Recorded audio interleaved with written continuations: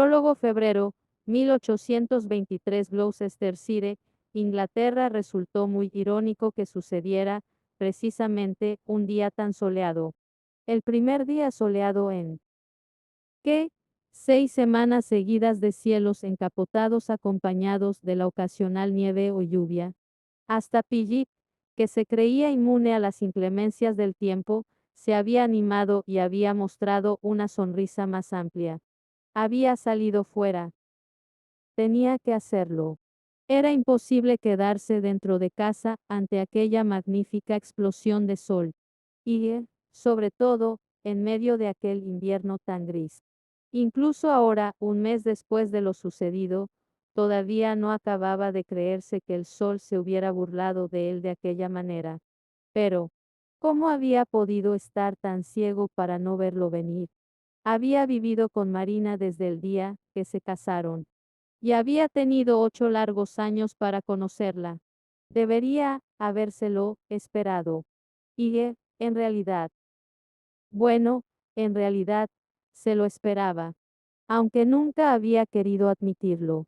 A lo mejor solo quería engañarse o, incluso, protegerse.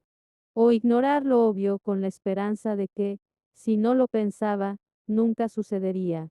Pero sucedió. Y, encima, en un día soleado. Definitivamente, Dios tenía un sentido del humor muy particular. Miró el vaso de whisky que tenía en las manos y que, inexplicablemente, estaba vacío. Debía de habérselo bebido, aunque no lo recordaba. No notaba que estuviera borracho, al menos no como debería o como quería estar. Miró por la ventana y vio cómo el sol se iba poniendo en el horizonte. Hoy también había sido un día soleado. Y, posiblemente, aquella era la razón de su excepcional melancolía. Como mínimo, eso esperaba. Quería una explicación, la necesitaba, para justificar ese cansancio que parecía que se estaba apoderando de él. La melancolía lo aterraba. Más que cualquier otra cosa. Más que el fuego, la guerra, más que el mismo infierno. La idea de hundirse en la tristeza, de ser como ella. Marina había sido la melancolía personificada. Toda su vida o, al menos, la vida que la había conocido, había estado rodeada de melancolía. No recordaba el sonido de su risa y, de hecho, no estaba seguro de si alguna vez había reído. Había sido un día soleado y cerró los ojos, aunque no supo si era para buscar ese recuerdo o para disiparlo. Había sido un día soleado y nunca creyó que volvería a sentir esa calidez en la piel. ¿Verdad, Sir Philip? Philip Crane se giró hacia el sol y cerró los ojos mientras el sol le bañaba la piel. Es perfecto, murmuró, o lo sería, si no hiciera tanto frío. Miles Carter, su secretario, asqueó la lengua. No hace tanto frío. Este año, el lago no se ha helado. Solo algunas clapas aisladas. A regañadientes, Philip se apartó del sol y abrió los ojos. Pero todavía no es primavera. Si creía que era primavera, señor, quizás debería haber consultado el calendario. Philip lo miró de reojo. ¿Te pago para que me digas esas impertinencias? Sí, señor. Y debo añadir que es usted bastante generoso. Philip sonrió para sí mismo, mientras los dos se paraban unos segundos a disfrutar de los rayos del astro rey. Creía que el cielo gris no le importaba, dijo Miles, cuando volvieron a ponerse en marcha camino del invernadero de Philip. No me importa, respondió Philip, desplazándose con las ágiles zancadas de un atleta natural, pero el hecho de que el cielo encapotado no me importe no significa que no prefiera el sol. Hizo una pausa, quedándose unos segundos pensativo. Dígale a la niñera Miss B que saque a los niños hoy. Necesitarán abrigos, bufandas y guantes, pero les irá bien que les toque el sol en la cara. Llevan demasiado tiempo encerrados. Como todos, murmuró Miles. Philip chasqueó la lengua. Es verdad. Miró hacia el invernadero. Debería ir a mirar la correspondencia, pero tenía que clasificar unas semillas y sinceramente, no pasaría nada por arreglar los asuntos de la casa con Miles dentro de una hora. Venga, le dijo a Miles, ve a buscar a la niñera Miss B. Nos reuniremos en el despacho más tarde. Además, odias el invernadero. En esta época del año, no respondió Miles, el calor se agradece. Philip arqueó una ceja y ladeó la cabeza hacia Rodney Hall. ¿Estás insinuando que mi casa solariega es fría? Todas las casas solariegas son frías. Eso es verdad, dijo Philip, sonriendo. Miles le caía muy bien. Lo había contratado hacía 6 meses para que le ayudara con las montañas de papeleo y los detalles de la gestión de la pequeña finca que parecía que criaban encima de su mesa. Era bastante bueno. Joven pero bueno. Además, su sentido del humor ácido era más que bienvenido en una casa donde las risas brillaban por su ausencia. Los criados nunca se atreverían a bromear con Pillit y Marina. Bueno, obviaba decir que Marina no se reía ni bromeaba con nadie. A veces, Pillit se reía con los niños, pero eso era otra clase de humor y, además, casi nunca sabía qué decirles. Lo intentaba, pero se sentía muy raro, demasiado grande, demasiado fuerte, si es que eso era posible. Y enseguida los echaba de su lado y los enviaba con la niñera. Así era más fácil. Venga, vete, dijo Pillit, enviando a Miles a hacer lo que, posiblemente, debería hacer él. Hoy todavía no había visto a sus hijos y suponía que debería hacerlo, pero no quería arruinarles el día con algún comentario cruel que, por lo visto, no podía evitar. Ya se reuniría con ellos mientras estuvieran de paseo con la niñera Miss B. Eso sería una buena idea porque podría enseñarles alguna planta y hablarles de ella y así, todo sería más fácil. Pillit entró en el invernadero y cerró la puerta, respirando el agradable aire húmedo. Había estudiado botánica en Cambridge, siendo el primero de su promoción y en realidad, habría enfocado su vida hacia la enseñanza, si su hermano mayor no hubiera muerto en la batalla de Waterloo, dejando a Pillit como único heredero de las tierras y caballero rural. A veces incluso pensaba que la vida académica habría sido peor. Después de todo, habría sido el único heredero de las tierras y caballero urbano. Al menos, ahora podía seguir dedicándose a la botánica con relativa tranquilidad. Se inclinó sobre la mesa de trabajo y examinó su último proyecto, una variedad de guisantes que estaba intentando cultivar para que crecieran más grandes en la vaina. Aunque, por ahora, nada. La última vaina no solo se había marchitado, sino que también se había vuelto amarilla, que no era, en absoluto, el resultado deseado. Frunció el ceño, pero luego, mientras caminaba hacia el fondo del invernadero para ir a buscar más guisantes, sonrió. Si sus experimentos no daban resultado, nunca se preocupaba demasiado. En su opinión, la casualidad era la madre de la invención. Accidentes. Todo se reducía a accidentes.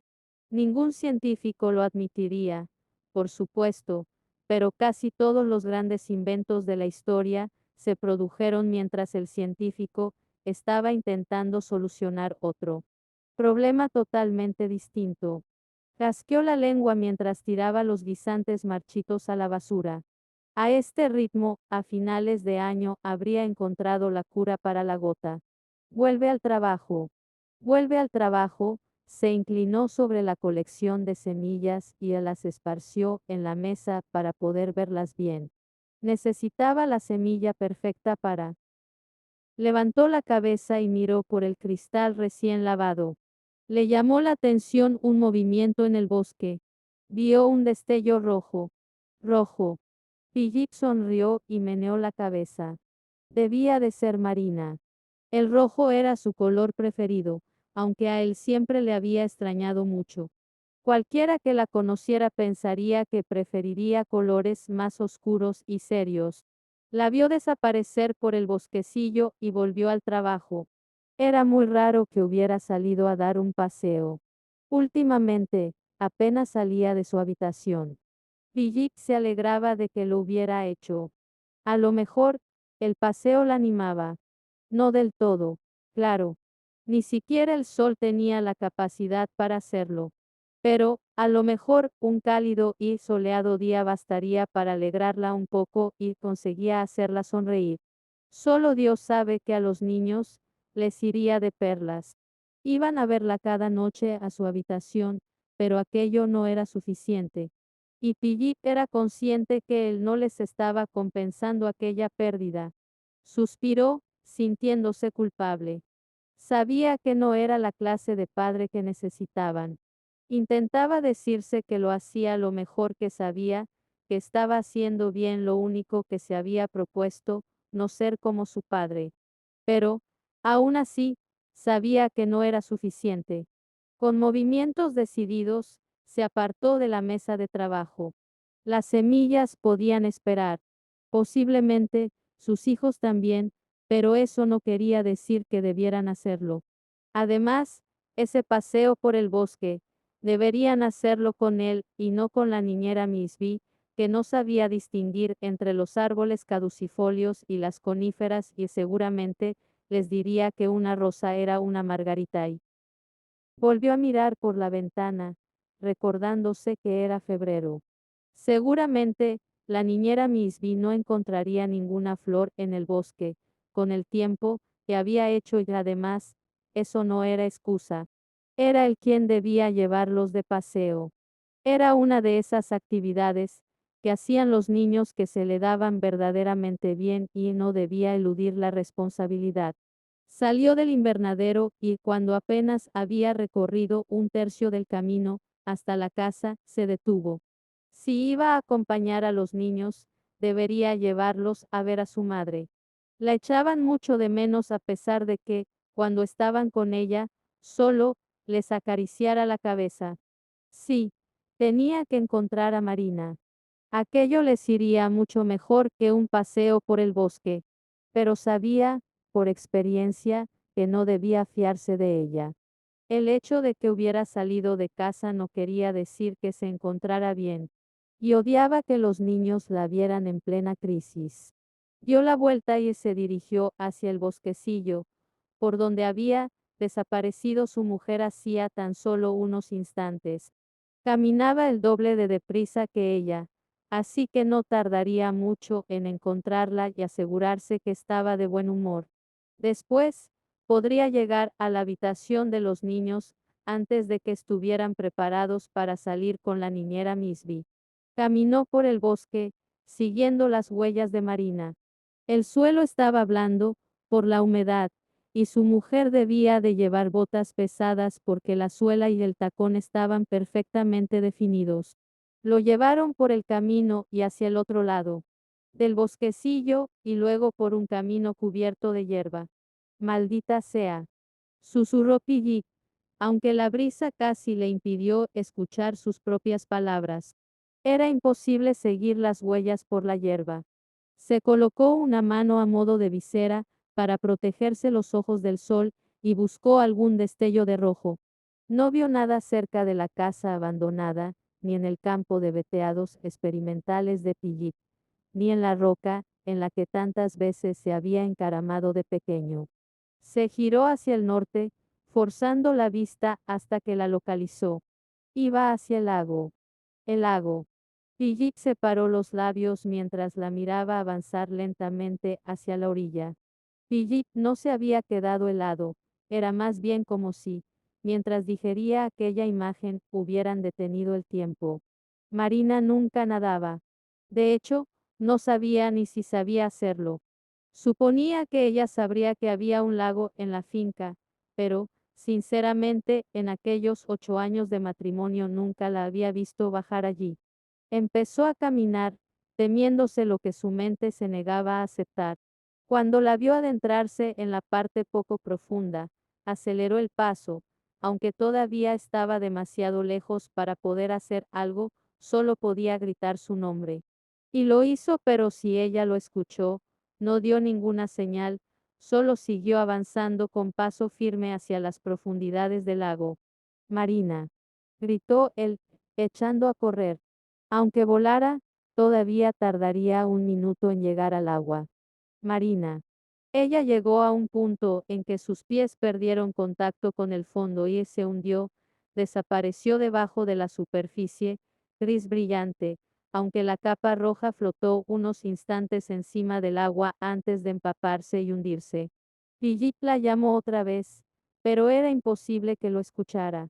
Bajó la pendiente a trompicones y resbalando y, cuando llegó a la orilla, tuvo el suficiente aplomo para quitarse el abrigo y las botas antes de meterse en aquella agua congelada. Marina llevaba ahí abajo poco más de un minuto. Philip sabía que era imposible que se hubiera ahogado, pero cada segundo que tardara en encontrarla sería un segundo menos antes de la muerte de su mujer. Se había metido en el lago muchas veces y sabía perfectamente dónde empezaba a ser profundo. Nadó con brazadas amplias hasta ese punto crítico sin darse cuenta de la resistencia de la ropa al agua. Sabía que podía encontrarla. Tenía que encontrarla antes de que fuera demasiado tarde. Se zambulló en el agua, buscando a Marina debajo de las aguas revueltas. Seguro que había llegado al fondo y había levantado barro, porque el agua estaba sucia y aquellas opacas nubes de suciedad le impedían ver con claridad. Pero, al final, a Marina la salvó su predilección por el color rojo. Cuando Philip localizó la capa, nadó hacia allí a toda velocidad. Ella no se resistió cuando la subió hacia la superficie, de hecho, estaba inconsciente y solo era un peso muerto en sus brazos. Cuando salieron, Philip tuvo que llenarse varias veces los pulmones, que le dolían mucho. Durante unos instantes, solo pudo concentrarse en respirar porque el cuerpo le decía que, antes de poder salvar a nadie, tenía que recuperarse. Entonces, la llevó hasta la orilla, con cuidado de mantenerle la cabeza fuera del agua, aunque parecía que no respiraba. Al final, cuando llegaron a la orilla, Philip la dejó encima de la zona cubierta de tierra y piedras que separaba el lago y la hierba. Con movimientos rápidos, intentó comprobar si respiraba, pero o le salía nada de aire de la boca. No sabía qué hacer, jamás se había imaginado que tendría que salvar a alguien a punto de ahogarse, de modo que hizo lo que le pareció de mayor sentido común, la colocó encima de sus rodillas, boca abajo, y le dio unos golpecitos en la espalda. Al principio, no pasó nada, pero, después de la cuarta sacudida, Marina tosió y escupió un poco de agua sucia. Philip le dio la vuelta enseguida. ¿Marina? Preguntó, nervioso y dándoles unas suaves cachetadas. ¿Marina? Ella volvió a toser y empezó a temblar y a sufrir pequeños espasmos. Y entonces empezó a respirar porque, aunque la mente quería otra cosa, los pulmones la obligaron a vivir.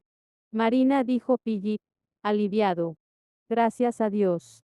No la quería, nunca la había querido, pero era su mujer, la madre de sus hijos, y debajo de esa coraza de pena y de desesperación, era una buena persona. Puede que no la quisiera, pero tampoco deseaba su muerte. Marina parpadeó, un poco perdida, hasta que poco a poco se fue dando cuenta de dónde estaba y de con quién estaba y suspiró. No. Tengo que llevarte a casa, dijo él, muy seco, incluso sorprendido de la rabia que le había provocado esa palabra. No. ¿Cómo se atrevía a rechazar su ayuda?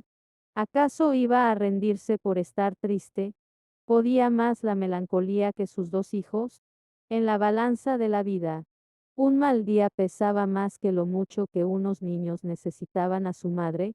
Nos vamos a casa, gruñó él, levantándola de manera bastante brusca. Ahora estaba respirando bien y obviamente volvía a estar en perfecto uso de sus facultades, por alteradas que estuvieran. No había razón para tratarla como a una flor delicada. No, dijo ella, entre sollozos. Por favor, no. No quiero. No puedo. Vienes a casa conmigo, dijo él, con firmeza, subiendo la colina, haciendo caso omiso del frío que le estaba convirtiendo la ropa mojada en hielo y del duro suelo lleno de piedras donde pisaba con los pies descalzos. No puedo, susurró ella, con lo que parecían sus últimas fuerzas. Y, mientras Pillip la llevaba a casa, solo podía pensar en lo acertadas que eran esas palabras.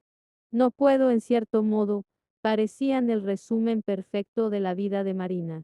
Al caer la noche, todos tuvieron bastante claro que la fiebre conseguiría lo que el lago no había podido.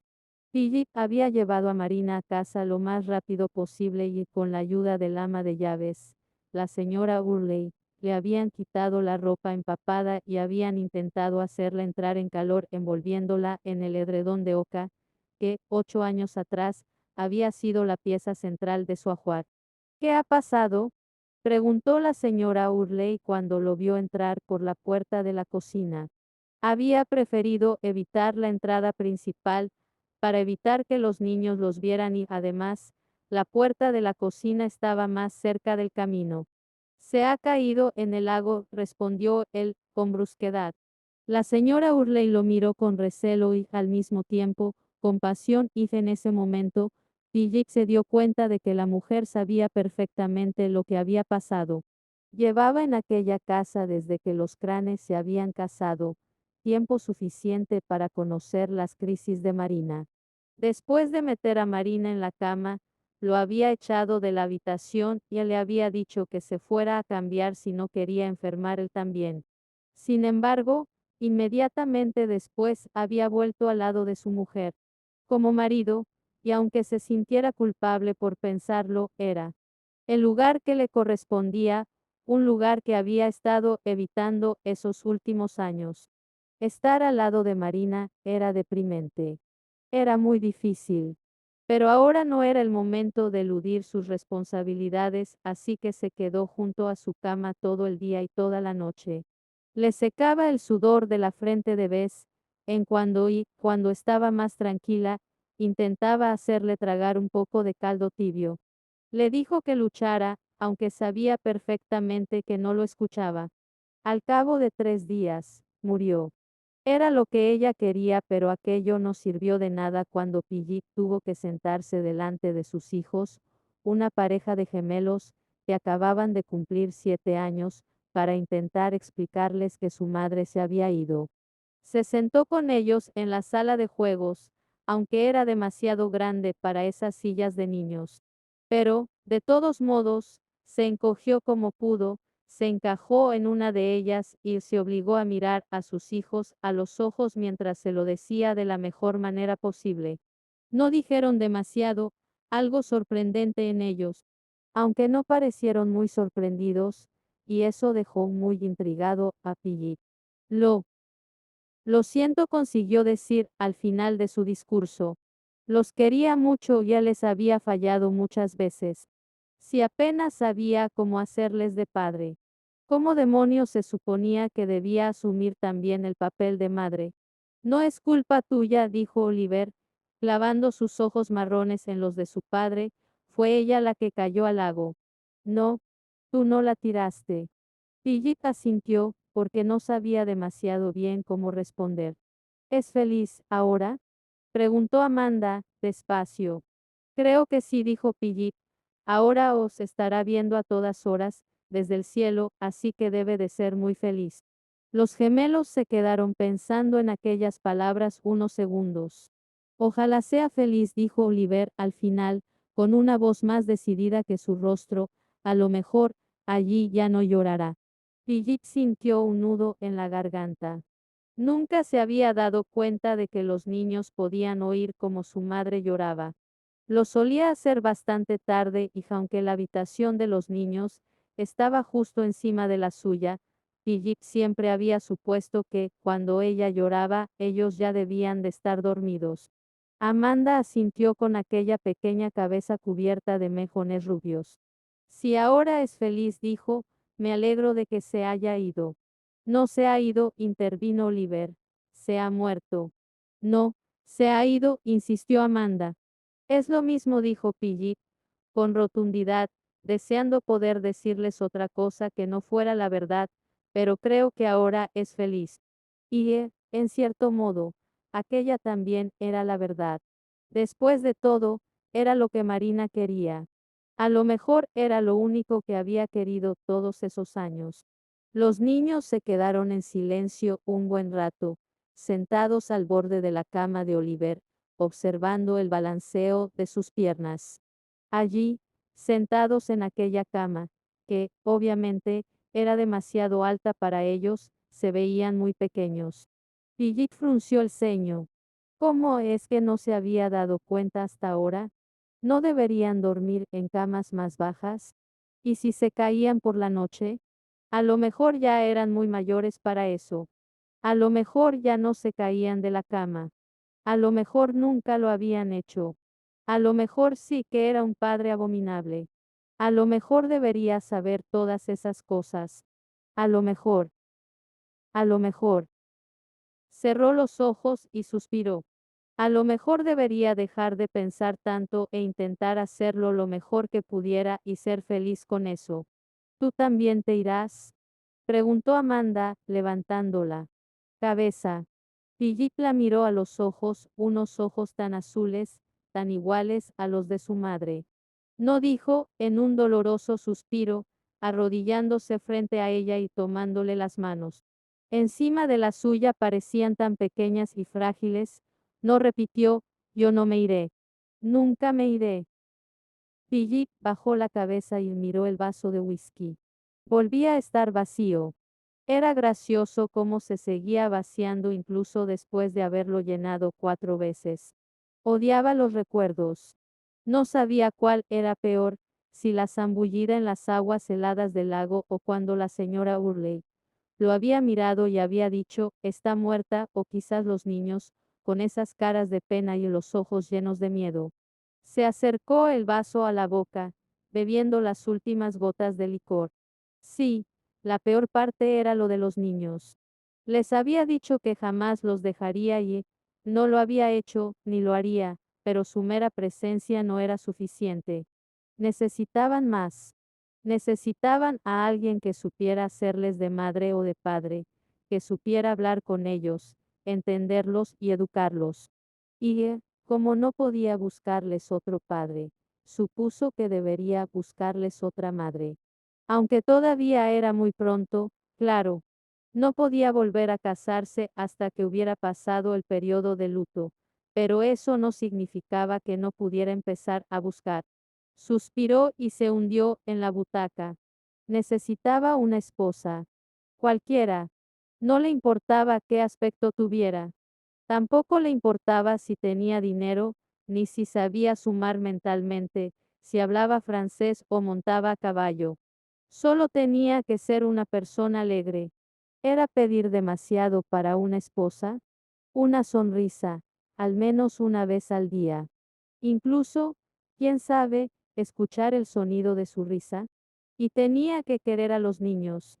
O, como mínimo, hacerlo ver de manera tan convincente que ellos no se dieran cuenta. No estaba pidiendo un imposible. No. Sir Philip. Philip levantó la cabeza, maldiciéndose por haber dejado la puerta del estudio entreabierta. Miles Carter, el secretario, asomaba la cabeza. ¿Qué quieres? Ha llegado una carta, señor, dijo Miles, acercándose a Philip para darle el sobre, de Londres. Philip miró el sobre, arqueando las cejas ante la escritura claramente femenina. Con un movimiento de cabeza, le dio a entender a Miles que podía retirarse, cogió el abridor de cartas y rompió el lacre. Había una única hoja de papel. Philip la acarició. De buena calidad. Caro. Y grueso, una señal de que el remitente no tenía necesidad de ahorrar en gastos de franqueo. Le dio la vuelta y leyó, 5, Bruton Street, Londres, señor Philip Crane, le escribo para expresarle mis condolencias por la pérdida de su esposa, mi querida prima Marina. Aunque han pasado muchos años desde la última vez que la vi, guardo un gran recuerdo de ella y me entristeció mucho la noticia de su fallecimiento. Por favor, no dude en escribirme si puedo hacer algo para aliviar su dolor en estos difíciles momentos. Sinceramente, señorita Eloise Bridgerton, Piggy se frotó los ojos. Bridgerton. Bridgerton. Marina tenía primos apellidados Bridgerton. Debía de tenerlos, porque una le había escrito una nota. Suspiró y se sorprendió a sí mismo, cogiendo la estilográfica y una hoja de papel. Desde la muerte de Marina, había recibido muy pocas cartas de condolencias. Al parecer, la mayoría de su familia y amigos se habían olvidado de ella desde su matrimonio. No debería estar molesto, ni preocupado. Apenas salía de su habitación, así que era fácil olvidarse de alguien a quien nunca se veía. La señorita Bridgerton se merecía una respuesta. Era una muestra de educación y aunque no lo fuera, y Philip estaba seguro de que no conocía el protocolo a seguir cuando uno se quedaba viudo, parecía lo más correcto. Así pues, respirando hondo, empezó a escribir.